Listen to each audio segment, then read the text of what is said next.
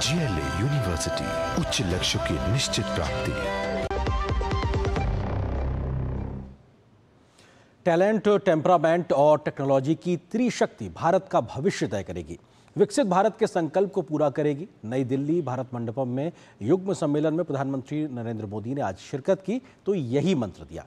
अनुसंधान और नवोन्मेष को बढ़ावा देने के लिए इसका आयोजन किया गया था। प्रधानमंत्री ने इस बात पर जोर दिया कि उनकी सरकार युवाओं को ग्लोबल स्टैंडर्ड के मुताबिक शिक्षित कर रही है। हमने विकसित भारत के लक्ष्य के लिए अगले 25 वर्षों की समय सीमा तय की है। हमारे पास समय सीमित है, लक्ष्य बड़े हैं। ये मैं वर्तमान स्थिति के लिए नहीं कह रहा हूं। भारत मंडपम में आयोजित युग्म सम्मेलन में शिक्षाविद, शिक्षण संस्थान और उद्योग सब एक साथ सम्मिलित हुए। मकसद था देश के युवाओं में नवोन्मेष, नवाचार को और भी बढ़ावा देना, उनके सॉल्यूशन को बाजार मुहैया कराना। प्रधानमंत्री ने कहा, AI, quantum computing, advance analytics, space और हेल्थ टेक को प्रमोट करना ही होगा। टैलेंट, टेम्परामेंट और टेक्नोलॉजी की ट्रिनिटी ही भारत के भविष्य को ट्रांसफॉर्म करेगी। इसके लिए हम भारत के बच्चों को बचपन में ही जरूरी एक्सपोजर दे रहे हैं। इसके लिए जरूरी है कि हमारा पूरा रिसर्च इकोसिस्टम, एकेडमिक इंस्टीट्यूशन से लेकर इन्वेस्टर्स और इंडस्ट्री तक हर कोई रिसर्च के साथ खड़ा हो, उन्हें गाइड करे।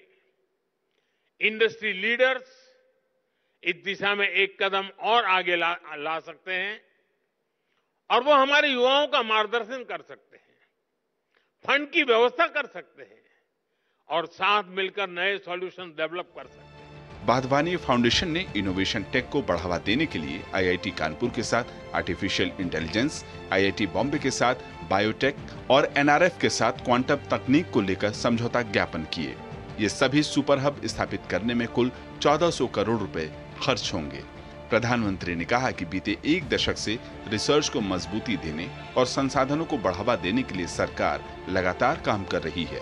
2013-14 में R&D पर ग्रॉस एक्सपेंडिचर केवल 60,000 करोड़ रुपए था।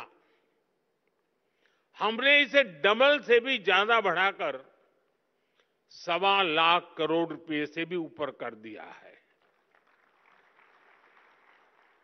2014 में भारत के 40,000 के आसपास पेटेंट फाइल हुए थे। अब ये संख्या बढ़कर 80,000 से ज्यादा हो गई है।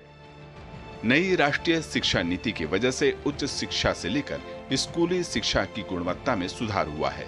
इसका असर वैश्विक स्तर पर भी नजर आ रहा है। प्रधानमंत्री ने बताया कि भारत के आईआईटी, आईआईएम जैसे संस्थानों के कैंपस विदेशों में खुल रहे हैं। वहीं देश में भी विदेशों के बेहतरीन संस्थान अपने कैंपस स्थापित कर रहे हैं। ये नई पहल और नीति का असर है। निशांत सौरभ के साथ ब्यूरो रिपोर्ट, डीडी न्यूज। और यहाँ पर एक और छोटे से ब्रेक के लिए रुकते हैं। ब्रेक के बाद जब वापस आएंगे तो खबर होगी इस बात की कि शहर शहर